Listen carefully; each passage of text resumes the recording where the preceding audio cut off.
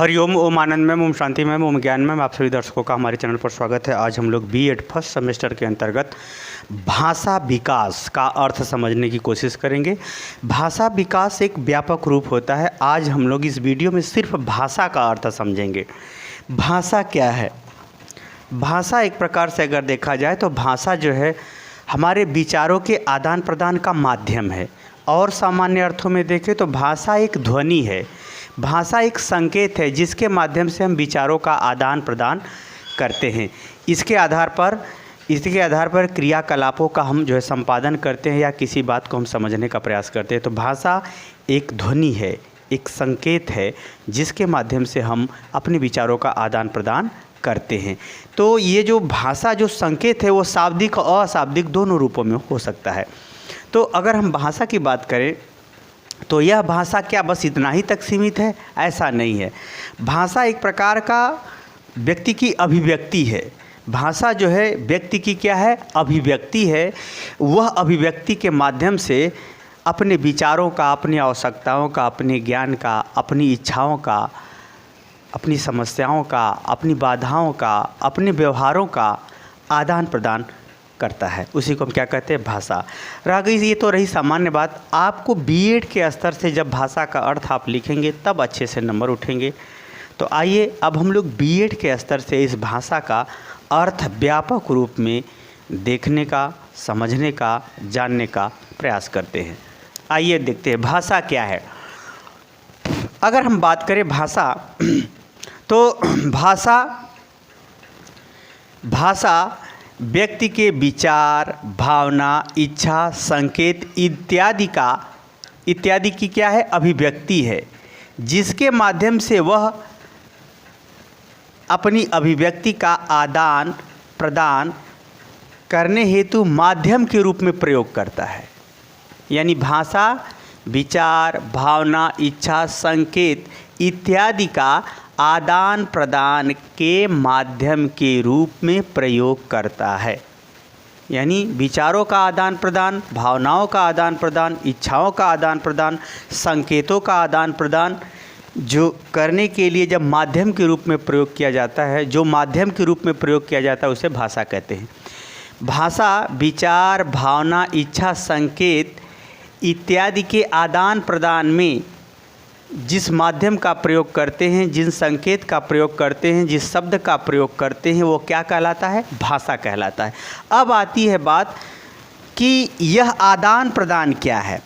आदान प्रदान का मतलब ये हुआ कि जो कुछ हम उसमें प्रयोग कर रहे हैं, जो संकेत दे रहे हैं, जो शब्द बोल रहे हैं वो सामने वाला समझे, सामने वाले तक पहुँचे। जैसे लिखना, लिख करके एक दूसरे के विचार भावना को जानना, बोल करके ध्वनि के आधार पर। जैसे मैंने कहा पानी लाओ, मैंने ज़ोर से कहा पानी लाओ, तो इसका अर्थ ये हुआ कि ज़ोर दे के बोलने का अर्थ है कि आदमी बहुत ज़्यादा प्यासा है और गुस्से में है, जल्दी से पानी लाओ।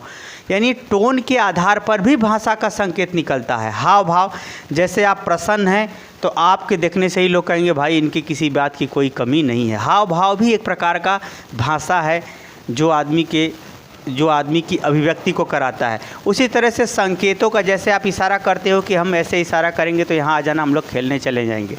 उसी तरह से एक प्रकार से कहा जाए भाषा जो है वह किसी भी रूप में अभिव्यक्त हो सकती है। जैसे कोई गरीब है तो उसे बोलने की ज़रूरत नहीं है, उसका कपड़ा लता, हाव भाव ही, पहनावा ही बता देगा कि वह गरीब है। यानी व्यक्ति की अभिव्यक्ति ही उसके संकेतों को जन्म दे देती है, उसके भाषा को बता देती है, उसकी स्थिति ही उसकी भाषा की व्याख्या कर देती है। उसकी स्थिति ही क्या कर देती है? उसकी स्थिति ही उसकी अभिव्यक्ति कर देती है, उसकी भाषा को बता देती है, उसकी पहचान को बता देती है। एक प्रकार से अगर दूसरे शब्दों में देखा जाए तो भाषा विचारों का, भावनाओं का, इच्छाओं का, स्थितियों का पहचान है जो संकेतों के माध्यम से एक व्यक्ति के द्वारा दूसरे व्यक्ति तक पहुंचता है। उसी को हम क्या कहते हैं? भाषा कहते हैं। उसी को हम क्या कहते हैं? भाषा। भाषा एक पहचान है, एक संकेत है, एक ध्वनि है, एक जो है आवश्यकता है, एक इच्छा है, एक स्थान है, एक पहचान है जिसके आधार पर विभिन्न माध्यमों का प्रयोग करते हुए हम लोग क्या करते हैं? विचारों का आदान प्रदान करते हैं।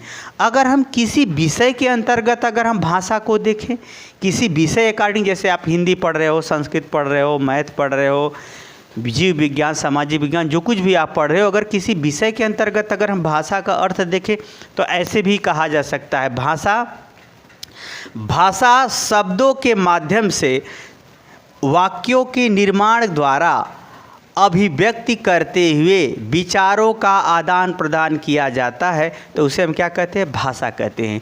ये कैसी भाषा है? ये विषय की भाषा है। इसी तरह से क्या होता है, जैसे आप अगर केमिस्ट्री पढ़ेंगे तो केमिस्ट्री के शब्दकोश के साथ ही आप उसे पढ़ सकते हैं। रसायन विज्ञान के शब्दों को अगर आप छोड़ देंगे, उनके नाम को छोड़ देंगे, तो आप कुछ नहीं पढ़ सकते।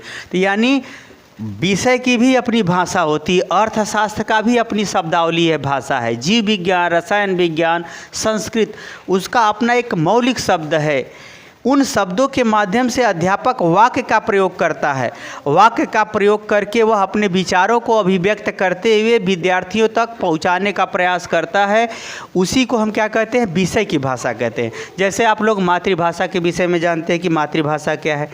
माता यानी माता से जो हमें भाषा प्राप्त होती है, जो हाव भाव, संवेदना, संकेत, अभिव्यक्ति, समझ, इच्छा, हाव भाव इत्यादि जो हम ग्रहण करते हैं एक भाषा के रूप में, उसे मातृभाषा कहते हैं। यानी जो माता द्वारा सीखी जाती है भाषा, वो मातृभाषा कहलाती है। उसी तरह से विषय की जो भाषा होती है, विषय का अपना शब्दकोश, अपना ज्ञान, विषय का अपना नाउन प्रोनाउंसिएशन यानी उसका उच्चारण, उसका संज्ञा अपना विषय का होता है। इसलिए विषय की भाषा क्या होगी? भाषा विषय के अंतर्गत भाषा शब्दों द्वारा वाक्यों की पूर्णता के साथ अभिव्यक्ति के द्वारा आदान प्रदान का माध्यम होती है। वह भाषा, वह विषय भाषा कहलाती है, विषय का भाषा कहलाती है। तो आप समझ गए होंगे कि एक भाषा का क्या व्यापक अर्थ होता है। जब इस तरह से आप अगर परीक्षा में चित्र बना करके समझा के एक्सप्लेन कर देंगे तो बहुत अच्छा नंबर मिल जाएगा। यहाँ पर आपको बहुत सारी चीज़ें समझिए, इसको अगर एक्सप्लेन करके लिखा जाए तो ये श्यामपट क्या और दो क्लास की ज़रूरत पड़ जाएगी। यहाँ पर बहुत सारी चीज़ों को समेट करके आपको बताने का प्रयास किया गया है, समझाने का प्रयास किया गया है, ताकि सामान्य अर्थ के साथ साथ आप विशेष अर्थ को भी आप समझ सकें, क्योंकि आप एक प्रोफेशनल कोर्स कर रहे हैं। तो आइए देखते हैं, भाषा विचारों का, भावनाओं का, इच्छाओं का, संकेत इत्यादि के आदान प्रदान हेतु माध्यम के रूप में प्रयोग किया जाता है। उसी को हम क्या कहते हैं? भाषा कहते हैं। यह माध्यम लिखना भी हो सकता है, बोलना भी हो सकता है, ध्वनि टोन भी हो सकता है, हाव भाव भी हो सकता है, संकेत शाब्दिक और अशाब्दिक दोनों हो सकते हैं। भाषा व्यक्ति की स्थिति और पहचान के भी रूप में आदान प्रदान के माध्यम के रूप में काम आती है।